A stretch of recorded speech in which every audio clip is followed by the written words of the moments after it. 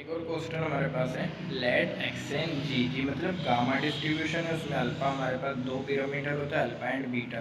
तो अल्फा हमारे पास एन है और बीटा हमारे पास 1/n है। ठीक है, तो अब यहाँ पे हमारे पास क्योंकि जो शिफ्ट मेथड करते हैं उसके लिए हमें दो चीज़ें चाहिए होते हैं, मीन एंड स्टैंडर्ड डिवीजन जो कि सिग्मा कहलाता है। तो ये दो चीज़ हमें चाहिए होते हैं। तो यहाँ पे हमें अल्फा बीटा के बिना, तो सबसे पहले हमें मीन और इसका सिग्मा निकालना पड़ेगा। किस तरह निकालेंगे, देखें, जो हमारे पास गामा डिस्ट्रीब्यूशन है उसके मीन बराबर होता है, म्यू बराबर होता है अल्फा बीटा के। ठीक है, किसके बराबर होता है, अल्फा बीटा के इक्वल होता है अल्फा बीटा। और यहाँ पे अल्फा बीटा की वैल्यू गिवन है, अल्फा हमारे पास n है और बीटा की बात करें 1/n है। तो n से n कैंसिल होगा, तो म्यू जो हमारे पास है वो क्या आएगा, 1 के इक्वल आ जाएगा। इसके बाद हमें क्या निकालना है, सिग्मा निकालना है। ठीक है, तो यहाँ पे जो हमारे पास वेरिएंस होता है, ठीक है, गामा डिस्ट्रीब्यूशन में जो वेरिएंस होता है वो बराबर होता है अल्फा बीटा स्क्वायर के इक्वल होता है। क्लियर हो गया। तो हमें क्या निकालना है, सिग्मा निकालना है, हमें वेरिएंस तो नहीं निकालना है। तो उसके लिए क्या होगा, स्क्वायर रूट ले लेंगे तो ये क्या बन गया, सिग्मा बन जाएगा। और ये अल्फा किस में आ जाएगा, अंडर रूट में आ जाएगा। ठीक है, अल्फा किस में आ गया, अंडर रूट में आ गया। और बात करें बीटा की, तो आपके पास बीटा क्या हो जाएगा, बीटा का स्क्वायर है। ठीक है, तो मतलब आपके पास यहाँ पे सिंपल क्या बच जाएगा, बीटा बच जाएगा। सही।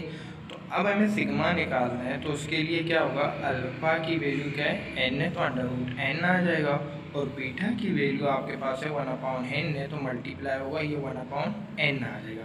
तो सिंपल इसको करें तो ये आपके पास क्या आएगा, अंडर रूट n/n आएगा। तो ये सिग्मा की वैल्यू आ गया और ये आपके पास म्यू क्या आ गया, 1 आ गया। तो शिफ्ट मेथड आपके पास क्या होता है, दो होते हैं। आप चाहे लेस देन, ग्रेटर देन, जो भी आपको समझ आ जाए उसमें अप्लाई कर दें। माइनस म्यू, ठीक है, और उसके बाद आपके पास आता है लैम्डा सिग्मा। मैं ग्रेटर देन वाला लगा रहा हूँ तो यहाँ पे आपके पास क्या क्या गया, 1/लैम्डा स्क्वायर आ जाएगा। क्लियर हो गया। अब वैल्यू इसमें हम पुट कर देंगे, एक्स एंड म्यू हमारे पास क्या आ गया, 1 आ गया, तो हम 1 पुट कर देंगे।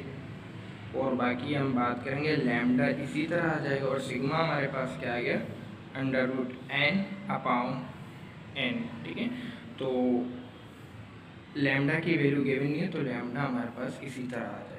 क्लियर हो गया। यहाँ पे अब हमें क्या निकालना है, लैम्डा निकालना। तो लैम्डा बराबर होता है c/, लैम्डा सिग्मा होता है। लैम्डा सिग्मा होता है, तो सिग्मा की जगह में अगेन वैल्यू पुट करना पड़ेगा। तो मैं डायरेक्ट सिग्मा की वैल्यू पुट कर रहा हूँ, √n/n। ठीक है, तो लैम्डा मालूम करना है, तो n यहाँ पे डिवाइड है, यहाँ पे आके मल्टीप्लाई हुआ, और ये मल्टीप्लाई तो यहाँ पे आके डिवाइड होगा। तो सिंपल हमारे पास लैम्डा की वैल्यू आएगा n/c divide by under root n आ जाएगा। यहाँ तक क्लियर हो गया। तो उसके बाद हम क्या करेंगे, इसको पुट कर देंगे। और दूसरी बात, हमें लैम्डा स्क्वायर भी चाहिए होगा, तो यहाँ से हम लैम्डा स्क्वायर भी निकालेंगे। तो ये लैम्डा स्क्वायर, तो यहाँ पे क्या आएगा, n² c², ये अंडर रूट में, तो अंडर रूट से कैंसिल होके आपके पास आ जाएगा n आ जाएगा। ठीक है, तो सिंपल ये आ जाएगा। तो इससे आप इनको कैंसिल भी कर देंगे, तो लैम्डा स्क्वायर हमारे पास बराबर आएगा n/c² के। तो अब इन वैल्यू को हम पुट कर देंगे, मॉड्यूलस xn-1 एंड लैम्डा की जगह वैल्यू पुट कर दे। लैम्डा की वैल्यू क्या है हमारे पास, nc√n, ये हमारे पास लैम्डा की वैल्यू आ गई। और बाकी सिग्मा की वैल्यू जो पहले लिखा हुआ है उसको भी हम इसी तरह लिख लेंगे, 1। और लैम्डा स्क्वायर की वैल्यू क्या है, nc²। तो n से n cancel, under root n cancel हो गया। क्लियर हो गया।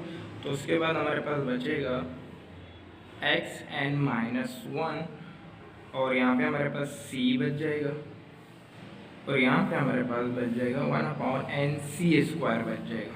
क्लियर हो गया। तो इसके बाद हमें क्या करना है, लिमिट अप्लाई करना है। Apply limit n to infinity on both side. ठीक है, तो यहाँ पे जब आप लिमिट अप्लाई करेंगे तो यहाँ पे कोई फ़र्क नहीं पड़ेगा, सेम इसी तरह आएगा, क्योंकि यहाँ पे n आपके पास मौजूद नहीं है। ठीक है, तो यहाँ पे सेम आपके पास इसी तरह आ जाएगा। और इसमें आप क्या करेंगे, लिमिट अप्लाई करेंगे। लिमिट अप्लाई करने से एन की जगह क्या आ जाएगा, इन्फिनिटी आ जाएगा, तो ये 1/∞ सी स्क्वायर। अगेन आप देखें आपके पास डिनोमिनेटर में इन्फिनिटी है, तो मतलब कि किसके इक्वल होगा, 0 के इक्वल होगा। तो इसका मतलब ये आपके पास क्या है, कन्वर्जेंस है। तो आपको सिर्फ यही वेरीफाई करना है। तो ये 0 आ गया, तो बस यहाँ तक आपका ये क्या होगा, आंसर होगा।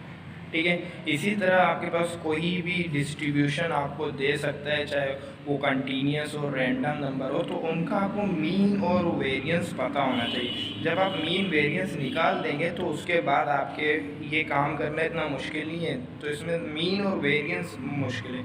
नॉर्मल डिस्ट्रीब्यूशन है तो उसमें सिंपल आपको मीन और वेरिएंस गिवन होते हैं, बट अगर कोई और डिस्ट्रीब्यूशन हो तो उसमें मीन और वेरिएंस निकालना पड़ता है।